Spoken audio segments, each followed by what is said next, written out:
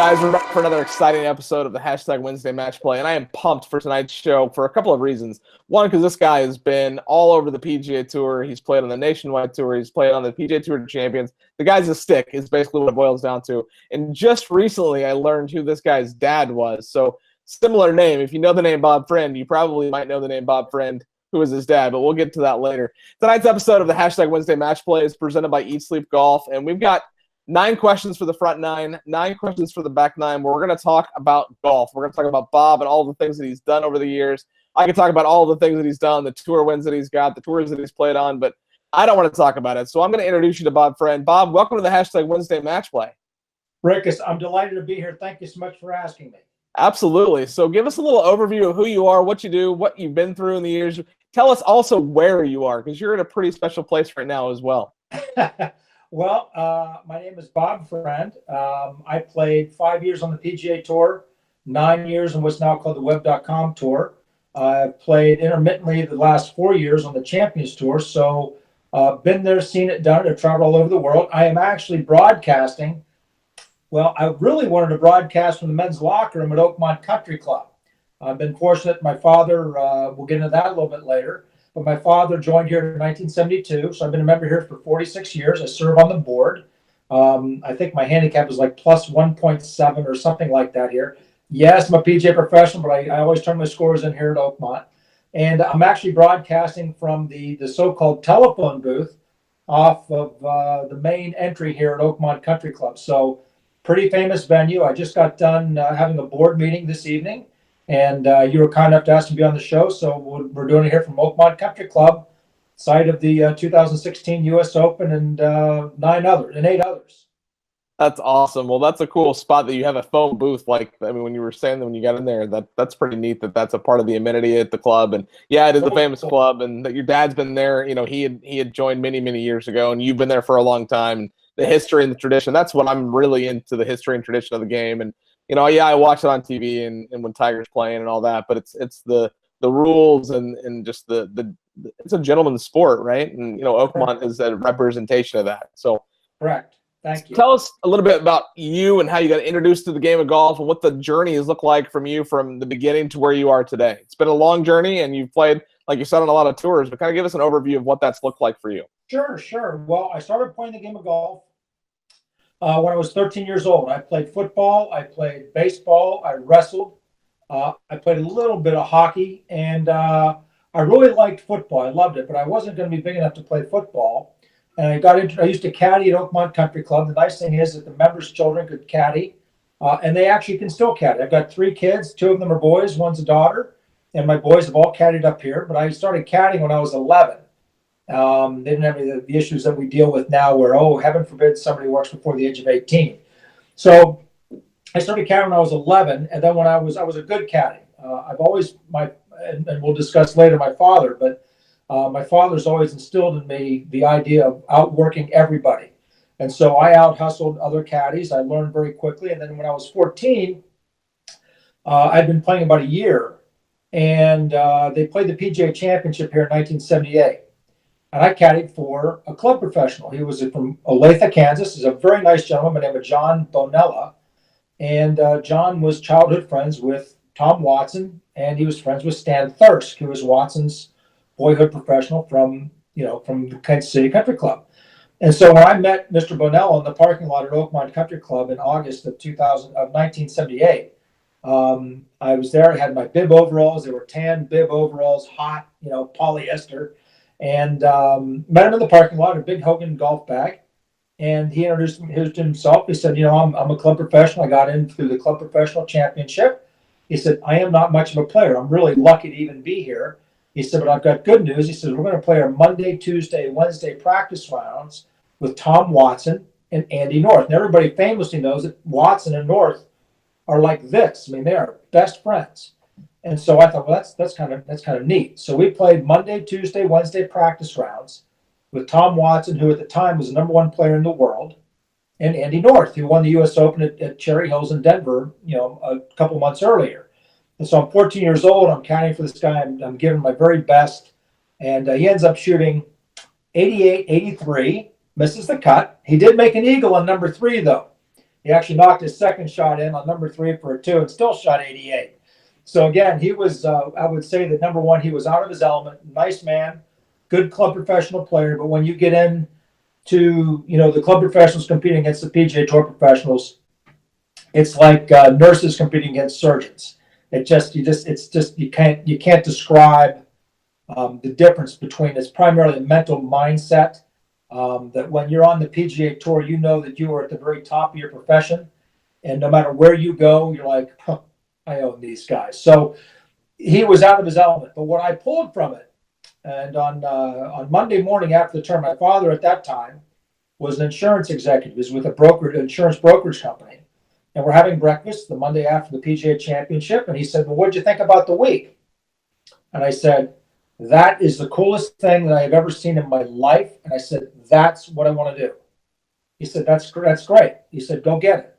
And so what I would do most of my youth, having grown up at Oakmont, again, very fortunate, very blessed, I would get out to the club before I was driving. I'd get dropped off the club at 7 o'clock. I'd caddy at 7:30, usually double bags. I was at the age, I stopped caddying when I was about 17. I still caddied through high school. But I kind of stopped growing when I was 15, but I was a wrestler. So I was about 5'7", 5'6", about 155 pounds, and built like a fire hydrant. I mean, solid as a rock. I went double bags. At that time, you'd make, anywhere. When I first started caddying, it was $6 a bag. You'd be lucky if you made 8. When I was done caddying, it was $25 a bag. And so what I would do is I'd caddy from 7:30 to 11:30, get done, get paid, run to the junior locker room at Oakmont, and change my clothing, and I would head to the range, and I would be there all day. And the neat thing about Oakmont is that the putting green is up by the clubhouse, and it is lighted. We have halogen lights in the trees on the clubhouse. And so what I would do is I'd practice all day, usually play late in the evening around 3 o'clock, go out and play with your buddies, get picked up for dinner, get home, eat dinner quickly, then I get dropped back out at the club. And I would hit short game shots at the little pitching area down by the practice tee, or I would putt till about 11 o'clock at night, get picked up at 11 o'clock at night. And I did this every day. I started late. There's a lot of very good junior program here at Oakmont, a lot of very good players. We had some of the guys that I competed against, one of which was the Pennsylvania State junior champion, a guy named Richard Moore. We had a very good team. We had a traveling team. We would play Muirfield, Marion, the Cockle Club up in Erie, which is a Donald Ross golf course. We played Canterbury, Scioto. So, they would all come to Oakmont. So it was a magnificent experience. But as I started getting more and more into the game of golf, my father, when I got to be about the age of 16, 17, my father had another conversation with me. And he said, "Look," he said, "I know a lot of your friends are getting jobs in the summertime." And he says, "I think that your job should be playing golf." He said, "I also think you should caddy." He said, "But if you need money," he said, "you just come and I'll give you 20 here, 20 there." He said, "But I think that you need to continue playing golf because I think you've got something here." And then my father said something, is if you don't know my father, and you don't, my father, then he put his finger in my face and he said, "That's what's going to be your job." He said, "But let me tell you something." He said, "If I see a lot of chits coming back from that swimming pool," he says, "your ass is going to be a McDonald's so fast, your head is going to spin." And then I thought to myself, why the hell would I go to the pool? And literally, I did not go to the pool area from 1977 until I moved back to Pittsburgh as a member of the PGA Tour in 1998. So I didn't go in the pool for 21 years, not because he's scared me. It's like, I'm in Oakland. Why the hell would I go to the pool? So at the end of the day, it all paid off because I ended up getting a full scholarship to LSU. And I started school there in the fall of '82. I played from '82 through '86. I was fortunate to have a fantastic golf coach, Buddy Alexander, who ended up going to Florida, has since retired. And David Toms was on my team. Emlyn Aubrey, another guy, played 8 years on the PGA Tour. A guy named Charles Rawlerson played a year on the PGA Tour. All told, we had 4 or 5 guys ended up making on the tour, but we won the Southeastern Conference Championship my senior year, which was David's freshman year.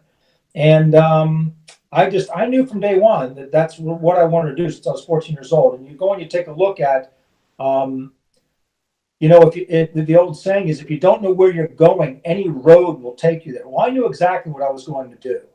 And so I ended up having a very, very good amateur career other than college golf. I didn't ever win a college golf tournament. I ended up finishing like 6 or 7 times as second. I mean, the other guy that had a great PGA Tour career, never won a college golf tournament, was Dudley Hart. Dudley Hart won 4 times in the PGA Tour, never won a college golf tournament. I never won one either, but I finished second like 6 or 7 times.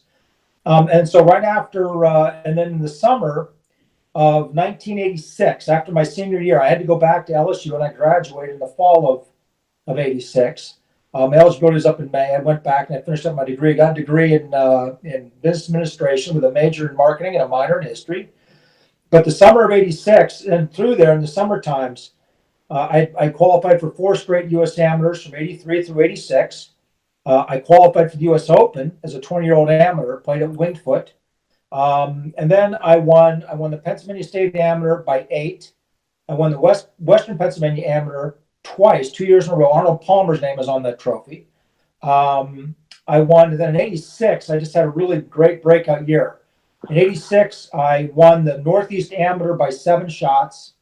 I won the Mid-Atlantic Amateur by 3. I won the Monroe Invitational, which is a match play event. And then I think I finished like 3rd to Cardinal Amateur. I finished 4th at Sunny Hannah. I finished 10th at the Porter Cup. I had a wonderful year and was a finalist for the U.S. Walker Cup team. And there were some couple of crazy things that happened during the course of the year. You know, the Public Links champion was automatically named to the team. They had this young guy by the name of Bryan Montgomery, who won the U.S. Junior Amateur Championship. And then he was a quarterfinalist of U.S. Amateur, and so they took him. So there's a couple of goofy things. I should have made the team.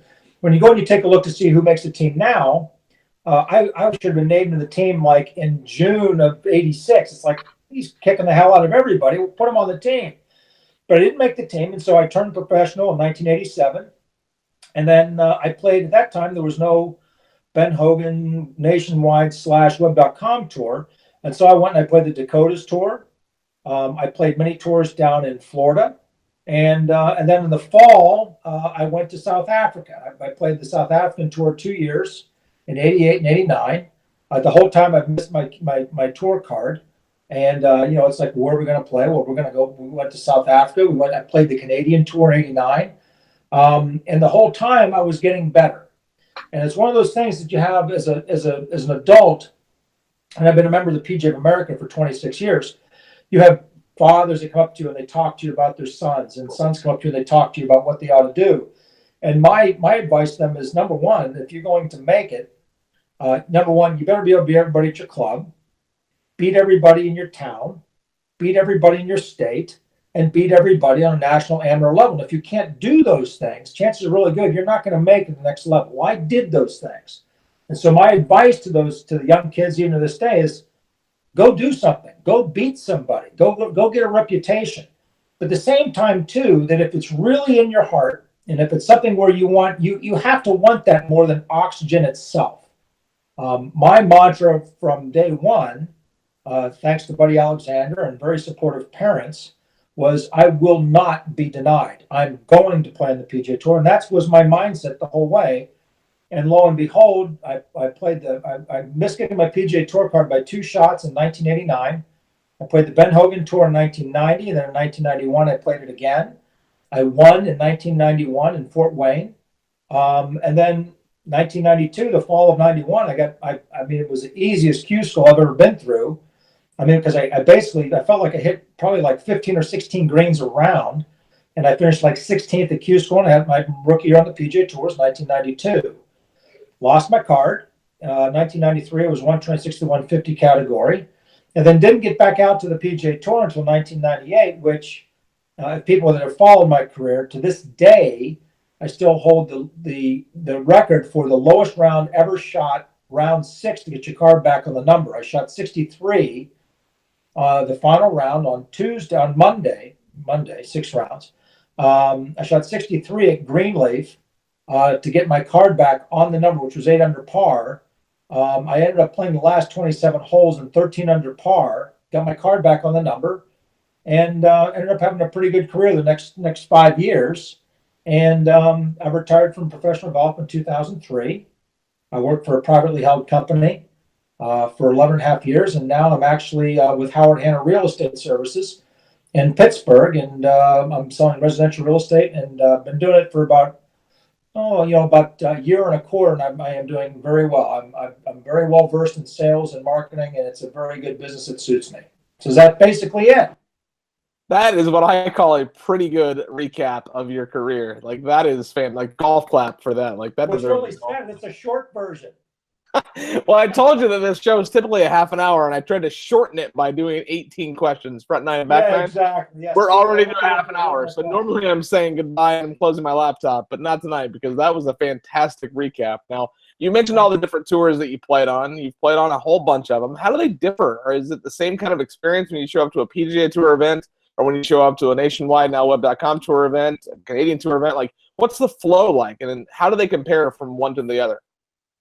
Well, once the deal is one of the eye openers is that when I had a great amateur career. I mean, I was a great amateur player. Look, I played in the PGA Tour, so I was a great professional player too. When you go and you do the math, but my amateur career was very, very good. And then so when I first turned professional in March, I was playing mini tour events in Florida. I'm thinking, I'm the man. I did this, did that, and you get to these tournaments, and you're like, who the hell is this guy that just shot 61 when I played like crazy and shot 68? You find out very quickly in the professional game that there's a lot of guys you've never heard of that can really, really play. The dynamic between the PGA Tour and the other tours is that it's a confidence thing. The guys that wallow on the web.com tour and the lesser tours, first of all, they're all great players. But the deal is, it is a confidence thing. I know that for me, look, I didn't have the greatest PGA Tour career, but I was out there for 5 years. When you go and you take a look, there's 22 million men in the United States that play a game of golf. I was one of 150. I mean, the math is mind-numbing when you start talking to people in that respect. So the difference is that I expected to be out there, and I knew that I was going to get out there, where a lot of these guys are languishing on these other tours. They think they might be able to get out there, and maybe I should be out there. No, I knew I belonged out there, and I was going to get out there. And I think if you were to go and you talk to all the other guys on the PGA Tour, they all have the same mindset. They all might have, they may frame it differently. And, some guys are like, maybe super cocky, and some guys are more subdued. But for the most part, the guys at the top of the top, it wasn't a surprise. They knew exactly where they were going to be, and so they were able to plan their lives accordingly. And you have this underlying overall level of confidence. It's just like, I'm going to do that. Of course it's where I belong. And so the guys playing in the lesser tours, again, the young guys are just learning, but the guys that are languishing, played the web.com tour for 7 years, never got my PGA Tour card. They don't have the right mindset because they can all play physically, but mentally is the difference. That's I think you see that too, and from a golf fan perspective, you see that on TV. I mean, like a Wesley Bryan, for example, that dude won a handful of times on the web.com. Now he's on the PGA Tour. He's got a PGA Tour win, but the mental game is not that and I know Wesley personally, and I'm not saying that he doesn't have a good mental game by any means, but you don't think of Wesley Bryan as the star-studded top of the leaderboard PGA Tour player. You still think of him as the guy that's playing on the web.com tour doing trick shots with his brother on YouTube. Right, so I think that the mental game, and I think that, and I'm Tiger's biggest fan. There's no question, I'm Tiger's biggest fan. Yeah, and no, you're second. My youngest son, Andrew's the biggest fan. Let's compare collections, because I have so much stuff with Tiger's face on it, it would make you sick. It's disgusting. He's around. You do know that I'm the answer to a trivia question, right? What trivia question? Who played with Tiger Woods in the very first PGA Tour event he ever played in? I did not know that. I wish I would have known that. I would have wrapped a question around that. 1992 LA Open, my rookie year, Riviera. Tiger was a 16-year-old amateur, the U.S. Junior Amateur Champion. Sponsors exemption. I was pair of them on Thursday and Friday. He's a little bit more strong today than he was back then. I will tell you that. You think? I mean, the dude he's filled out a little bit, so that's really cool. I had no idea. Bit, but the thing is is that obviously you play with them the last couple of years, especially last year, the 25th anniversary. There was a lot of hoopla and media surrounding myself and the other player was Dickie Thompson. but you take a look at it, people say, what'd you notice? I said, well, first of all, he hit everything solidly. He flighted the ball beautifully. And thirdly was that he had a lot of moxie. He's a 16-year-old. He had the confidence in himself of what I would say was a first team All-American senior in college at the age of 16. You never knew he was going to win, 79 tournaments on the PGA Tour and win 14 majors, but you knew he was going to be really good. And he's not done yet. Just so you know, he's not done yet. I agree. I don't think he is done. Yeah. I will be honest with you. I do not think that he will surpass Jack Nicklaus. Well, you just answered one of the questions on your back nine, so I won't ask that one. That's okay. I'll wait. I'll tell you. I'll get into the detail. Now, you've had a lot of shots over your career. You've had a lot of good tournaments. You've got a lot of great memories, I'm sure. And I'm going to put you in a corner here. What is your single most memorable experience you've had in your career to date? Well, you take a look at it. I did not win on the PGA Tour. I won on the Nationwide Tour, Web.com Tour. The single best tournament I had was the Canadian Open in 1998. I played very well. I had the lead after Friday, had the lead after Saturday, and then I sank about a 5-foot putt on the 72nd hole to tie Billy Andre to go into a sudden death playoff. He ended up beating me. I've worked with Bob Rotella for 26 years. I still call Bob. He's a close friend.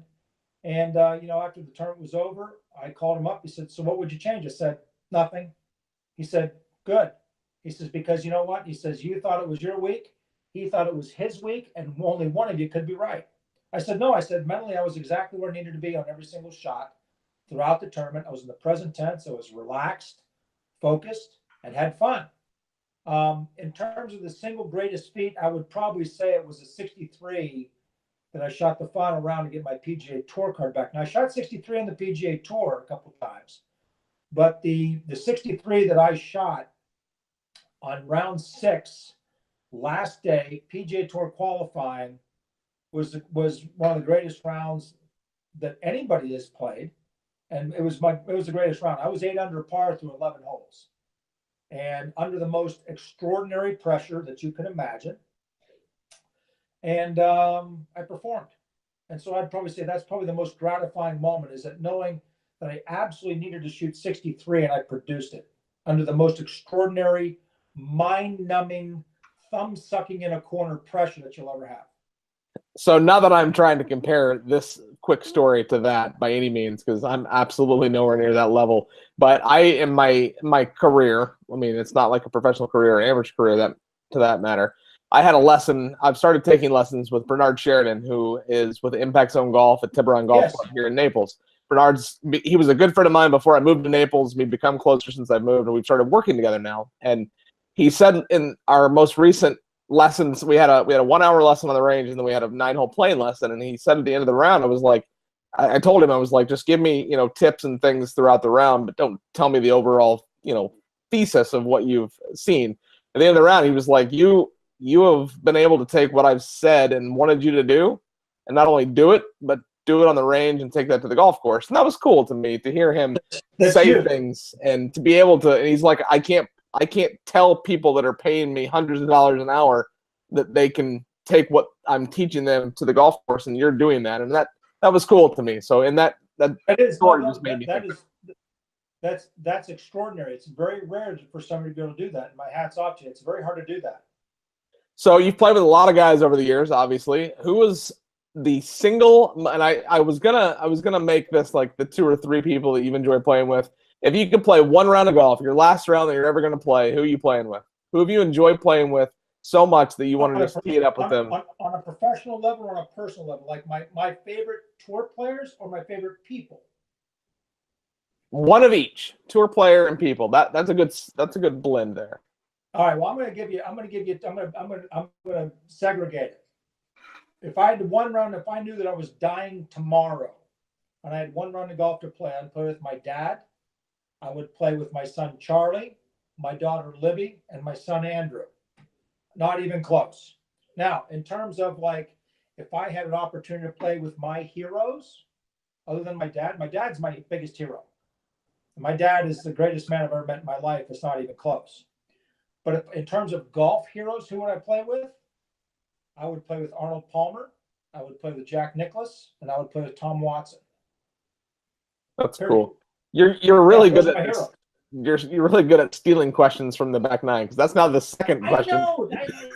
I got this month. You got to remember, Rick. I was in the media. I did Sirius XM radio for all these years, and I had my own radio show. So, I'm not a thief, but I have been known to steal. Well, the back nine might be a little shorter than normal. So this next question, we've talked about your dad. You mentioned him a handful of times. Let's put a question to focus on him. So your dad was a Major League Baseball pitcher. He was a four-time All-Star, which is just awesome. He played in the 1960 World Series. Pete Rose got his first hit off of your father. So that, a little nod to, one of the greatest baseball players of all time. Absolutely, yeah. Now, talk a little bit about him and what it was like growing up. You just mentioned that he's the greatest man you've ever met. And talk about what it's like to have a Major League Baseball player as your father. Like, what was that experience like? And, kind of just some stories about your life with your father. Well, first of all, my dad, if I go and you take a look and you draw up who is the ideal man, my dad is head and shoulders above. My father's a Renaissance man. My father was able to play classical piano. He actually did a concerto. He actually did a concert at Purdue University when he was 11 years old, classical piano. For what it's worth, I'm a Boilermaker, so boiler up. Hey, Boilers. All right, baby. So my father grew up in West Lafayette, Indiana, about a block away from Purdue. And he had 7 brothers and sisters. His dad died when he was 15. They had no money. And my father, I guess you could call it in today's parlance, it might be like an AAU baseball game or like an all-star game. My father struck out 27 out of 27 batters. My father's nickname was the Warrior. And if you meet my father, you could come up here tomorrow in Oakmont, and you could spend 3 hours with my father, and you would have absolutely zero idea this guy played in the major leagues for 16 years. None. It would never come up. That's cool. That's really cool. But he was drafted out of high school. He ended up signing a contract with the Pirates. He played with Pittsburgh from 1950 with the Waco Pirates in the big state league. And then from 51 through 65 in the majors with the Pirates, and 66 for the Yankees and the Mets, retired at the end of 66. But my father is, number one, he was in a barbershop quartet. He's to this day, since 1972, the annual meeting at Oakmont Country Club is in October, the last Wednesday of October. And every year, the annual meeting is opened up with the song Loch Lomond. My father, since 1972, has led the annual meeting at Oakmont and singing Loch Lomond. At the age of 87, he can still hit the high note. So my father started pitching in major leagues in 1951, but he knew he wasn't going to be able to do that forever. So he ended up going back to Purdue. His first 7 off seasons as a major league pitcher, got a degree in economics. In the off season in Pittsburgh, he would work for Federated Investors, which was basically getting this new product called a mutual fund. And so pitcher during the season, worked in mutual funds, sold mutual funds in the off season. And then after baseball, he was Allegheny County controller for 2 terms. And then from 76 through 2001, he was vice president of BAB Incorporated, which is an insurance brokerage firm on the north side of Pittsburgh. So my father's a very, very sharp man. But when you go and you take a look to see, integrity, honesty, character, gentleman, but also a man's man, it's my dad from top to bottom. His baseball career, it's funny you talk about Pete Rose, because when I went to LSU, my golf coach, Buddy Alexander, was a big baseball fan. He was an American League guy. The baseball coach at LSU was a National League guy. He actually played for about 6 years in the major leagues. His name was Jack LeMabe. And Jack played for the Pirates for 2 years. So a week before I come to school, Buddy Alexander goes into Jack's office and says, "Hey, I got Bob Friend's kid coming in here. I know I got his card." He said, "But, I don't know much about him. Tell me a little bit about him." And so Jack said, first of all, pitching-wise, he had a great fastball. He said probably threw in the mid-90s, had a lot of movement, ran in and down the right-handed batters, natural sinking ball. And he said his curveball was good. He said his changeup was fair. He said, number 2, he said he was durable. And my dad pitched over 12 years without missing a start. So when you go back and you take a look at the Pittsburgh Pirates, the records for pitchers, you name it, he holds it. But the other thing that I liked about Jack was this: is that he said, if you're batting against him, and he said you're crowding that play, he said he would put a ball in your mouth and not think twice about it. Then after the game, take you out for a beer. He said, business is business, friendship is friendship. He said, but he said he was a ferocious competitor. He said, but he wouldn't have any problem putting that ball in your mouth. And so that's kind of my dad. His nickname was the Warrior, and he's the greatest man I've ever met in my life. That's Not really even cool. close. Not That's even really close. cool. Now, you've played a lot of good golf courses over the years. What's the one that stands out as the best? That might be hard for you to answer, but is there one that's the best course you've ever played? I mean, Well, Oakmont's pretty good. I've been very fortunate. I'm going to take Oakmont out of the picture because obviously Oakmont is the ultimate examination. Some people will say I love it. Some people say I hate it. We really don't care. Neither did Mr. Phones, who designed the golf course. So Oakmont is one of those things where Marino Parasenzo, who's a Hall of Fame golf writer, I played here in the '94. Played 4 U.S. Opens. Got to play here in '94.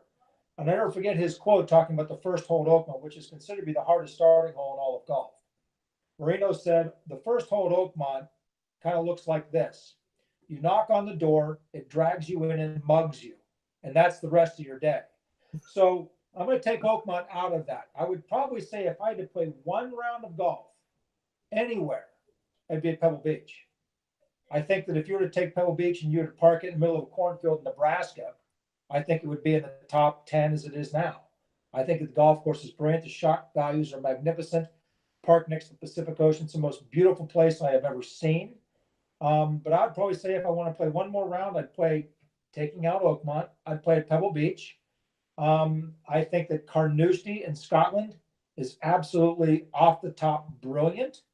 And Royal Melbourne in Australia. I played the composite course there in the Heineken Classic back in 2003.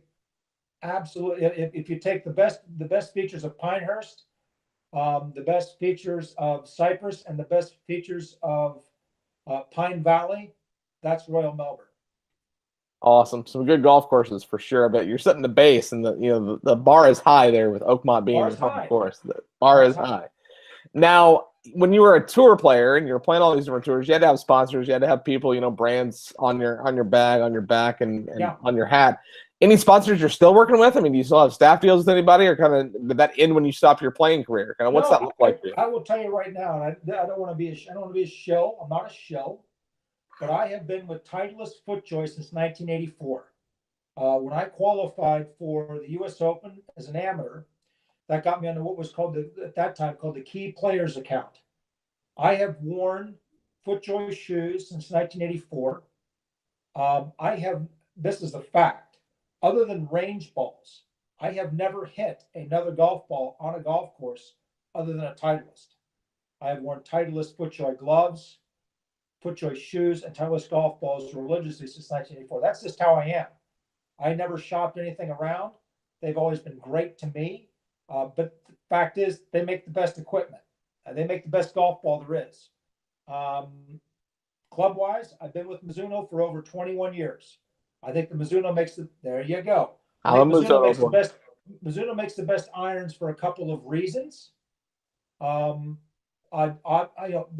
big misperception with Mizuno is that they're only irons for good players. That's not true anymore. But Mizuno has been with me since 1997. I think it is the finest iron that I have ever hit. PXG makes a more expensive iron. It is not a better iron than Mizuno. Sorry, but that's just the way it is. Putters, I've bounced around. I've had Camerons and Odysseys, but for the most part, the companies have stood by me. And I do play. I'm still a member of the PGA of America. I still play in section events. I still play pretty good. Has been Titleist FootJoy. Mizuno are still with me, and I still have some relationships with some people I used to do outings for. Back when I was on tour, and occasionally I'll get a call from the CEO of one or two of these companies to say, "Hey, can you host a group out at Oakmont?" And I always do that. But I never burned a bridge. I always wrote thank you letters, and I was never one of those oily kind of shady guys. I do everything above board. But Titleist Mizuno have been with me for 35 years. 34 years and 21 years. You just said thank you notes. I am obsessed with writing handwritten thank you notes to Yes. relationships and situations, and to the point that multiple times, and I'm not saying this to be braggadocious about having done it, but multiple times I'll do it, and then I'll, whoever I send it to will tweet a picture or post it on Facebook and be like, wow, I didn't expect this. And it takes, 2 seconds out of my day to be able to write that? But it takes 2 minutes, and it can leave a lifetime impression. And I always did that. And my kids have been raised that way too. It's the way I was raised as well. I hate to say it, I even send at Christmas, thank you notes to my parents for the Christmas gifts. That's awesome. That's the way I was raised. So there's a lot of, what the hell are you sending thank you notes for? Well, that's the way you brought me up. There's a lot of talk about the golf ball right now. Rolling the golf ball back. Guys are hitting too far. By verification, the whole 9 yards. What are your thoughts on that? Do we need to roll the golf ball back, or are guys just hitting it that far? Well, I think that the golf ball, the USGA missed. And look, the USGA is a wonderful organization. These are, for the most part, these are amateur guys that absolutely love the game of golf. They've got the business of the game at heart. They do a wonderful job in running championship golf tournaments. It is a great organization, period.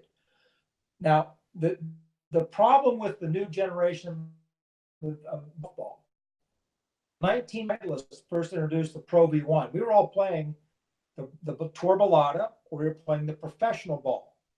So they bring out this new ball. Well, the USGA at the time, now think about it, 1999, nobody, Davis Love, I think, or Justin Leonard was the last guy to play with a persimmon-headed driver in like 1994, 1995, maybe 97 for Leonard. They tested the ball with a 43-inch steel-shafted persimmon-headed driver with a swing speed at 105 on Iron Byron. Iron Byron, hard to say.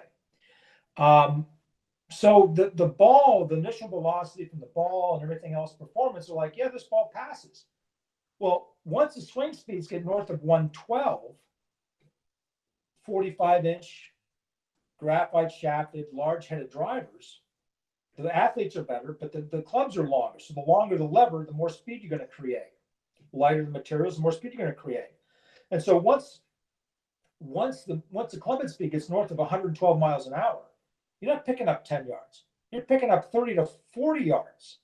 So the cat was left out of the bag by their testing. Now, what do I think? Leave it alone. The fact is the athletes are bigger. They're not that much bigger. They don't swing it any faster than Dan Pohl did in the late 80s. They don't swing it any faster than John Daly did in the early 90s. But the fact is that the young kids that you have today, it's a combination of a couple of things. Number one, the fitness is better. Number two, the sport is attracting bigger athletes. I mean, look at Dustin Johnson. I mean, Dustin Johnson, 15 years ago might have thought, yeah, they want to play tennis for a living, or I want to be a point guard in basketball, or I want to play baseball. Guy is such an athlete, he could do anything he wanted to do. But the thing, you take a look at golf, it's like, well, look at all the money there, and you can't get hurt. And I kind of like hitting this ball around, so let's go do this. So at the end of the day, the athletes are bigger, they're more fit, but it's the ball, and the ball doesn't curve. And so when you know that you can swing it as hard as you want and not worry about the ball peeling off big right or peeling off big left, you're creating more club head speed, because the ball is not the improved aerodynamics of the golf ball do not turn. Now, do the golf fans love this? Absolutely they do. They love seeing Dustin Johnson hit at 370. They love Ricky Fowler roasting it, and Justin Day and Tiger Woods. They love that. Why would you dial that back and damage the people that are paying for the sport, following the sport, loving the sport? Let it go.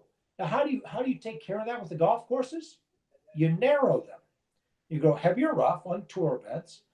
You go heavier rough, you narrow them, and you make the greens, you shrink greens, and you make them a lot more undulating and firmer and faster. That's how you do it. So we do here at Oakmont. I mean, we're a relatively short golf course.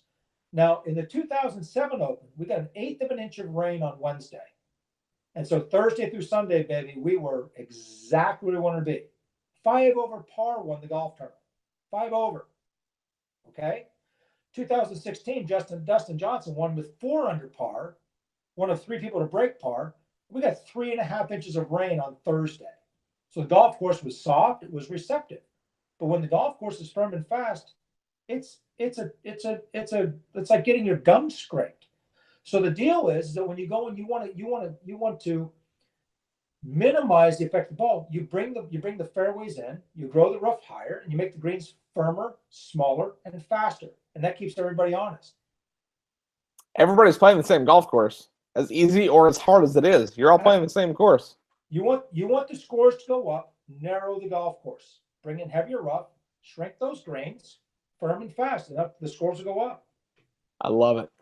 So we have been talking all about you and all about your career and all about your thoughts, and I love that. And we can talk about, I mean, I literally could sit here and talk to you all day. Like, this is fantastic. And I hope that I get the chance to meet you and play 18 holes of golf with you. I need a few strokes, though, because it sounds like you're a much better player than me. Yeah. So, well, that's what it's like real estate, Rick. Everything is negotiable.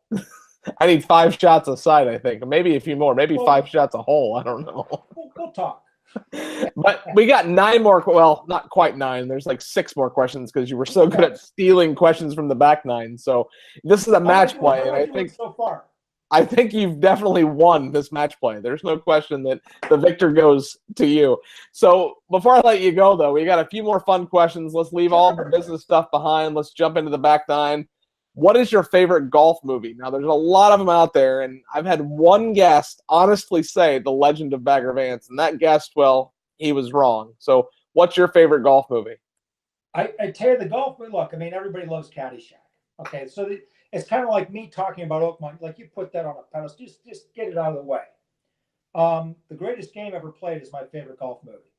I think that when you go and you take a look to see the golf swings, that's what I look at. When somebody makes a golf movie, all right, wait, that's supposed to be Harry Vardon, and he swings it like a monkey falling out of a tree? Wait, what? So when you go and you take a look at Shia LaBeouf, who is, unfortunately, he is like lost his mind since he made that movie. Lord willing, he's going to get back on track. I know he's dealing with some issues, but at the end of the day, his golf swing was good. I can't remember the English actor that played Harry Vardon, but he was brilliant. The golf swings were realistic. The terminology was realistic. It was a brilliant movie. So the Greatest Game Ever Played is my favorite golf movie of all time. I could watch it tonight. What a good name, because golf is the greatest game ever played. So that's fitting. Now, you talk about Titleist. Obviously, you play Titleist, so there's no question there. But which version of the ball do you play, the Pro V1 or the Pro V1X? Very good question. I play the Pro V1X because I want to pick up a few extra yards. I want to control my spin, and you know what? I have an unbelievable short game. I mean, when I was on tour, and after my amateur career, when I first got on tour, I've only worked with 3 teachers in my entire life, which should be a lesson to a lot of your viewers. You don't want to bebop around. Find somebody that you trust. Take what they say. Take the good with the bad. I like that. I don't like that. Like this, like that. I've worked with 3 instructors my entire life. I worked with Bob Ford, who is now, he was the head golf professional here at Oakmont for 30 whatever years. He's retired. He's actually now a member. We made him an honorary member here. He's now the head pro at Seminole. John Redman, who worked with Paul Lazinger and myself and a few other guys on tour, Larry Rinker. And then the other guy I've worked with is Jim Suddy. I've worked with 3 guys. And so Redman, what John did was John taught me how to properly hit wedge shots. And baby, I can make those wedges sing.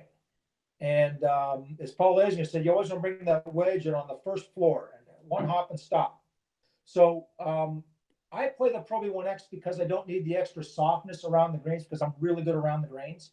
If it's somebody that's, I don't spin the ball very well, my short game's a little suspect, play the Pro V1. But I play the Pro V1X, gives me a little extra distance, and it's still good around the greens. But I could hit a granite ball and I'd still make it stop. That's awesome. So I normally ask, how have you ever had an ace? But I'm sure you've had some. So how many aces have you had? I've had 5 holes in one. Oh, sure. I want one. All right. We haven't had one? No, none. I've literally been a revolution away more than once, but I've never had one. No, it's look, it's 90% luck.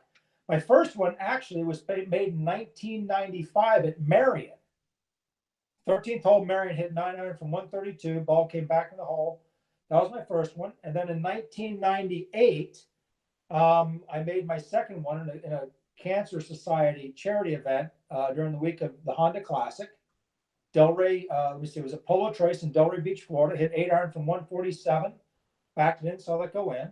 And then in 99, I made 2 on tour. Actually, during the Players Championship, the week of the Players Championship, they show all the holes in ones during the Players. You'll see me. I made a hole in one on the 8th hole, 220 yards on Friday with a 4-iron. So I got that one on video. And then later that year, I made a hole in one at the Southern Farm Bureau Classic at Annandale in Jackson, Mississippi. I hit 165, hit 7-iron in the 12th hole.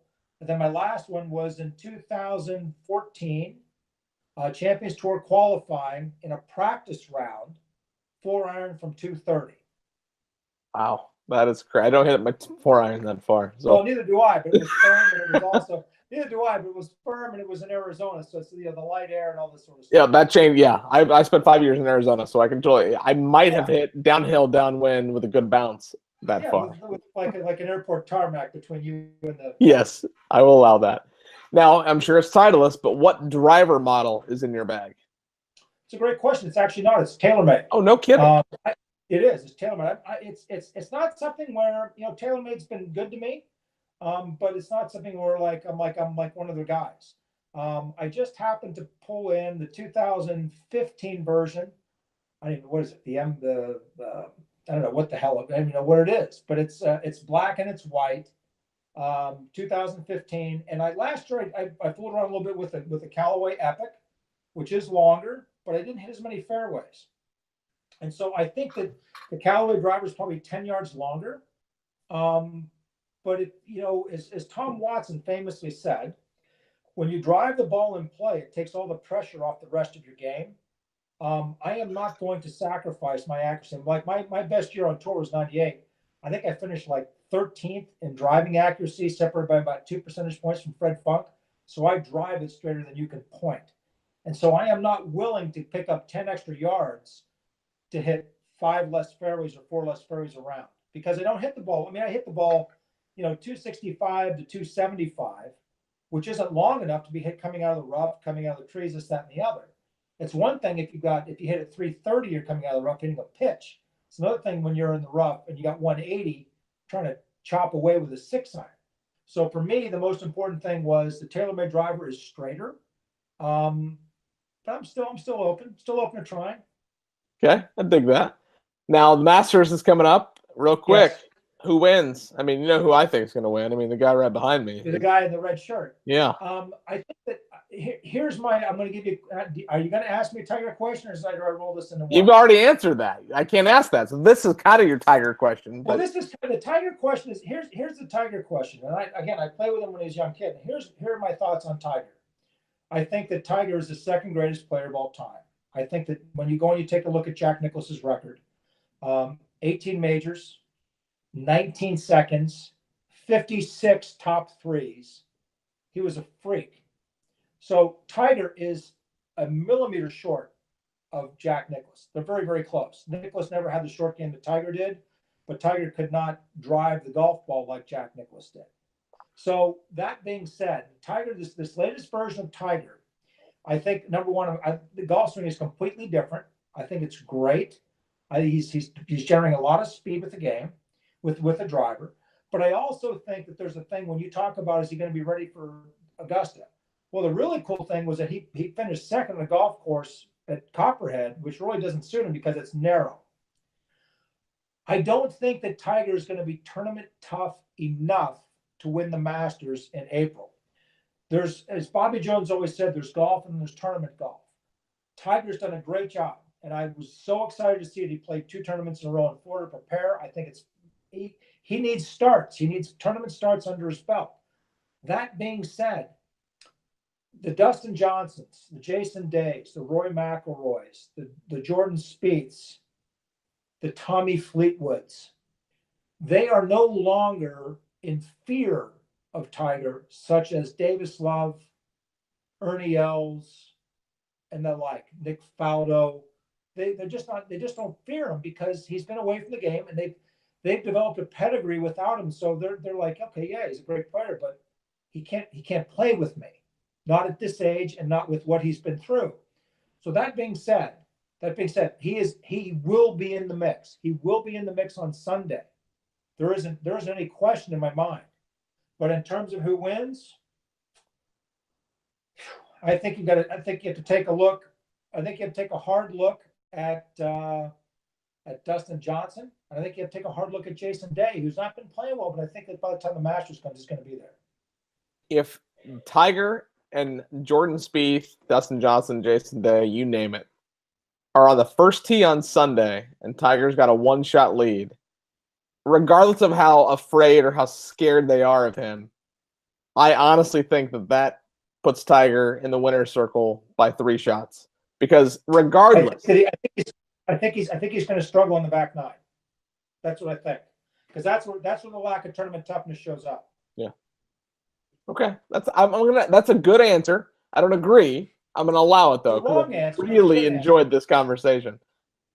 Well, first off, I can't thank you enough for coming on the show. This has been so much fun getting to know you and getting to know more about your dad and the history that you guys have. And just like I knew who you were, and I followed you on Twitter for a long time, and I knew a little bit about your history and your career, but you have just opened the doors to more, and I'm going to learn more. And just, I'm so excited to have had the chance to get to know you this evening. And I hope that one day you and I can play some golf together, whether it's down here in Naples or wherever I find myself, or if I ever find myself up by you, we can get together and play some golf. But thank you so much. That would work. Show. And before I let you go, we got one more question of your hashtag Wednesday match plays. What's next? What's next for me? I tell you what's next for me is the last several years I've played, as I said, I've played probably 15 or so Champions Tour events. My real estate business is very good. And so what I'm doing is I'm going to be playing and practicing, getting ready for the tri-state section of the PGA events that I played in last year. Last year, tri-state section, I won one of the regular tournaments. I shot 64 at Allegheny Country Club. Good golf course, old school, 1997. And then later in the year, I actually won the tri-state section senior professional championship. I shot 67, 69 at Indiana Country Club. And that was a great honor for me. But I'm just going to continue playing in section events and just I'll try for the U.S. Senior Open, probably the U.S. Open, and kind of take it from there and just be grinding and bumping on real estate. That is awesome. Well, I can, again, not thank you enough for coming on the show. This episode is going to be on YouTube for everyone's viewing pleasure. It'll be on iTunes and Google Play in podcast form. It'll be shared anywhere and everywhere. If you need to find the hashtag Wednesday Match Play, it's easy to find.